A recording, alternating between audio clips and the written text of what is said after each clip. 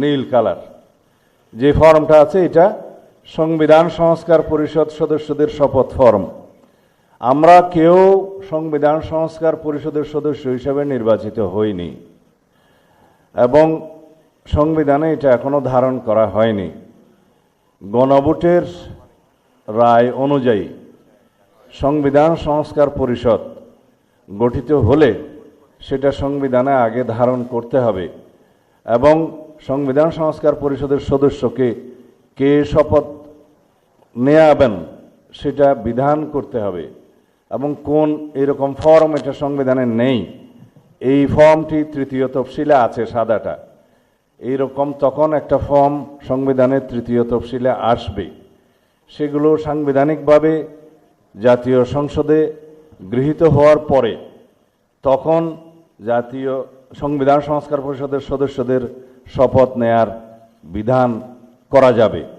বিধায় আমরা এখন সাংবিধানিকভাবে এই পর্যন্ত আমরা এসেছি, আমরা সংবিধান মেনে এই পর্যন্ত চলছি এবং আশা করি সামনের দিনেও চলব। আসসালামু আলাইকুম রহমতুল্লাহ। আজকের এই ঐতিহাসিক দিনে আমরা মহান আল্লাহ রাব্বুল আলামিনের দরবারে শুকরিয়া আদায় করছি। দীর্ঘ 16-17 বছরের ফ্যাসিবাদ বিরোধী গণতান্ত্রিক সংগ্রামে অনেক রক্তদানের মধ্যে পাড়ি দিয়ে আজকে আমরা এইখানে উপনীত হয়েছি। সবাইকে আমরা দলের পক্ষ থেকে আমাদের মাননীয় চেয়ারম্যানকে স্বাগত জানাই।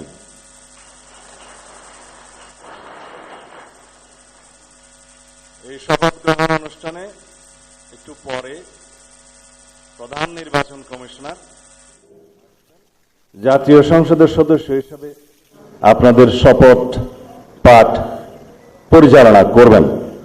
সংবিধান অনুযায়ী 148 আর্টিকেল 2A অনুসারে স্পিকার এবং ডেপুটি স্পিকার অথবা তাদের মনোনীত প্রতিনিধি কর্তৃক 3 দিনের মধ্যে যে শপথ করানোর বিধান রয়েছে সেটা পার হয়ে যাওয়ার পরে পরবর্তী 3 দিনের প্রথম দিনে সাংবিধানিকভাবে সিইসি প্রধান নির্বাচন কমিশনার এম্পাওয়ার্ড ক্ষমতাপ্রাপ্ত হয়ে তিনি আজকে শপথ পরিচালনা করবেন। বিধায় আমরা সদস্যদের শপথ পত্র বা ঘোষণাপত্র এই সাদাটাতে আমরা দস্তখত করব শপথ নেয়ার পরে। এখানে আপনাদেরকে বলা হয়েছে আমি ... জায়গায় নিজের নাম লিখবেন এবং এখানে সংসদ সদস্যদের আসন, জাতীয় নাম্বার এবং জেলার নাম্বার। সাপোজ আমার নাম্বার হচ্ছে 294 কক্সবাজার 1, সেটা লিখতে হবে।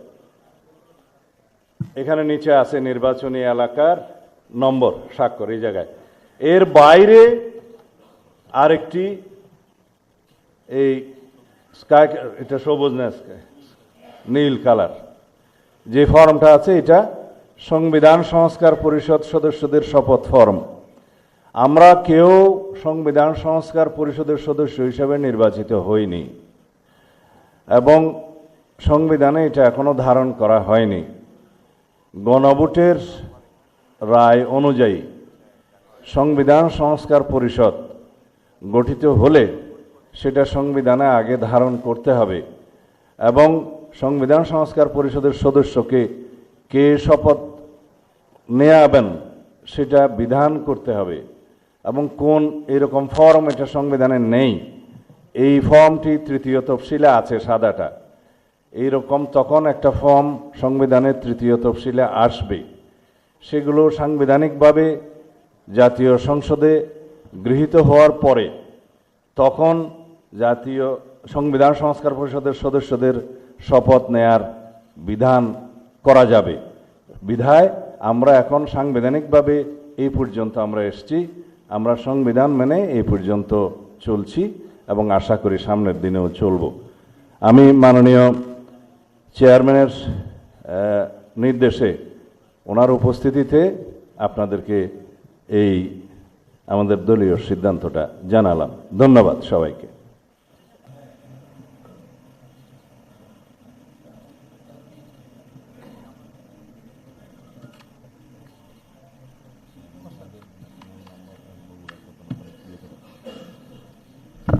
আসসালামু আলাইকুম। শপথ গ্রহণ অনুষ্ঠানের পরে নিয়ম অনুযায়ী জাতীয় সংসদ সচিবালয় আপনাদের প্রত্যেকের ছবি, দস্তখত, ইলেকট্রনিক সিগনেচার ওনার ওখানে গিয়ে বলে আসেন নেবেন। আমাদের আনুষ্ঠানিকতার পরে 11:30 আমাদের সংসদীয় দলের বৈঠক অনুষ্ঠিত হবে। সম্মানিত সংসদ সদস্যবৃন্দ, মাননীয় প্রধান নির্বাচন কমিশনার জনাব এম নাসিরউদ্দিন এখনই আমাদের মাঝে উপস্থিত হয়েছেন। আমি মাননীয় প্রধান নির্বাচন কমিশনার জনাব এম নাসিরউদ্দিনকে শপথ গ্রহণ অনুষ্ঠানে স্বাগত জানাচ্ছি।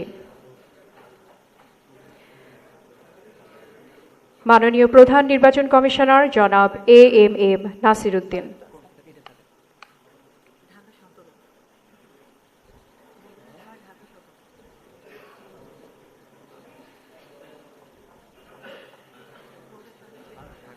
পবিত্র কোরআনুল কারীমের সূরা আন-নাহল এর 91তম আয়াতে কারিমার তেলাওয়াত করা হলো, যার বাংলা অর্থ এইরূপ: যখন তোমরা আল্লাহ তাআলার নামে কোনো অঙ্গীকার করো তখন তা পূর্ণ করো এবং এ শপথ পাকাপোক্ত করে নেওয়ার পর তা ভঙ্গ করো না, কেননা এ শপথের জন্য তোমরা আল্লাহ তাআলাকে অভিভাবক বানিয়ে নিয়েছ।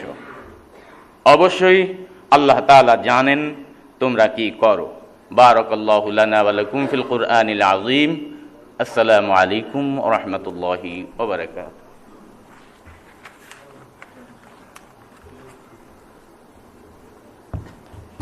আমি এখন গণপ্রজাতন্ত্রী বাংলাদেশের সংবিধানের 148 অনুচ্ছেদে মাননীয় প্রধান নির্বাচন কমিশনার জনাব এম নাসিরউদ্দিনকে ত্রয়োদশ জাতীয় সংসদের সাধারণ নির্বাচনে নির্বাচিত সংসদ সদস্যদের শপথ পাঠ পরিচালনার জন্য বিনীত অনুরোধ জানাচ্ছি।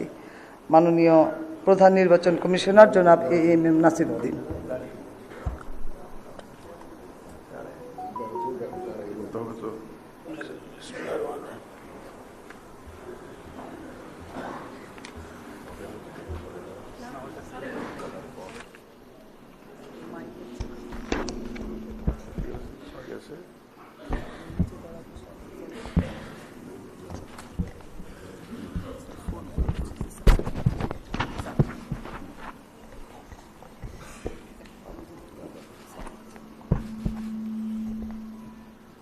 বিসমিল্লাহির রহমানির রহিম।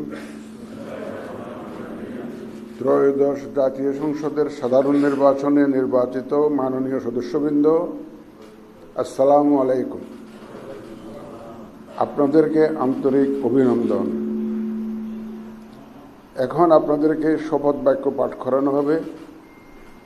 আপনাদেরকে অনুগ্রহ করে দাঁড়িয়ে শপথ পাঠ করার জন্য অনুরোধ করছি। উল্লেখ্য যে আমি শব্দটি উচ্চারণের পর মাননীয় সংসদ সদস্যগণ ডট চিহ্নিত স্থানে নিজের নাম পাঠ করবেন। আমি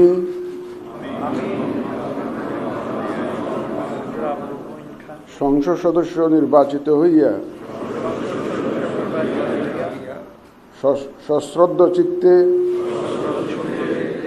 শপথ বা দৃঢ়ভাবে ঘোষণা করিতেছি যে আমি যে কর্তব্যভার গ্রহণ করিতে যাইতেছি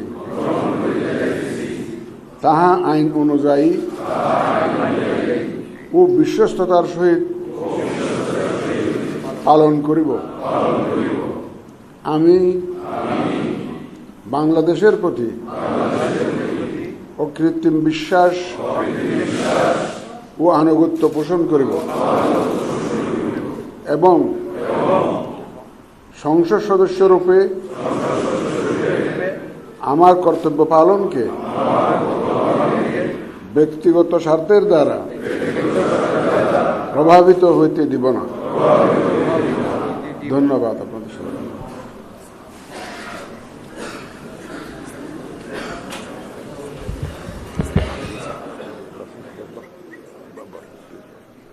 ধন্যবাদ মাননীয় প্রধান নির্বাচন কমিশনার এবং আজকের শপথ পাঠদানকারী জনাব এম নাসিরউদ্দিন স্যারকে।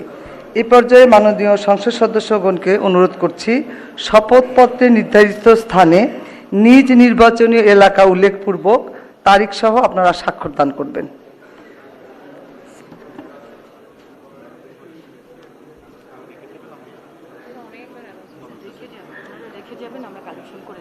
স্যার আমরা আপনার সিগনেচারে রেখে যাবেন, আমরা কালেকশন করে নিব স্যার।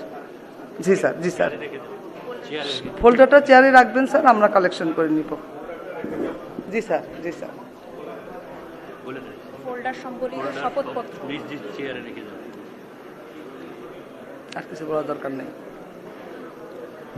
স্যার। আপনারা স্বাক্ষরের পর ফোল্ডার সহ কাগজগুলো স্যার রেখে যাবেন স্যার।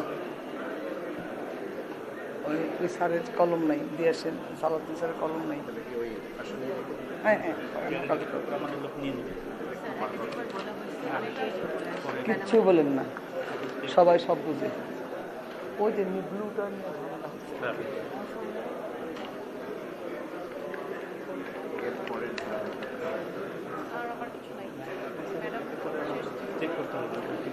এই সবার পেন আছে কিনা? কলম তো দেওয়া হয়েছে।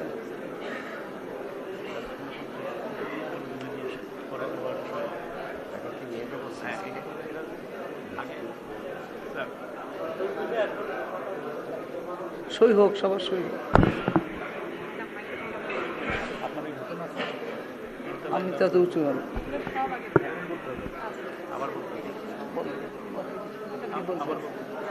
সবাই খাওয়ার পরে যে ম্যাডামের এখানেও আছে। দুটো ব্যবস্থা আছে যেখানে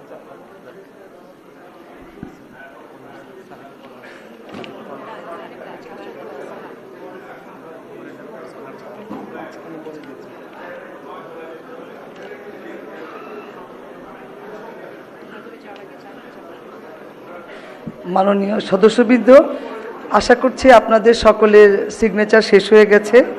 শপথ পাঠ পরিচালনাকারী মাননীয় প্রধান নির্বাচন কমিশনার জনাব এম নাসিরউদ্দিন এর সদয়-অনুমতিক্রমে শপথ অনুষ্ঠান এখানেই সমাপ্তি ঘোষণা করছি। এবং এখন মাননীয় সদস্যবৃন্দ, আমাদের 3 তলা একটা চা চক্রের আয়োজন আছে, সেখানে যাবেন এবং আমার রুমে স্বাক্ষরিত রেজিস্টার স্বাক্ষর করা হবে, ওখানেও যেতে পারেন। এটা আপনাদের নির্দিষ্ট ইচ্ছা। ধন্যবাদ সবাইকে।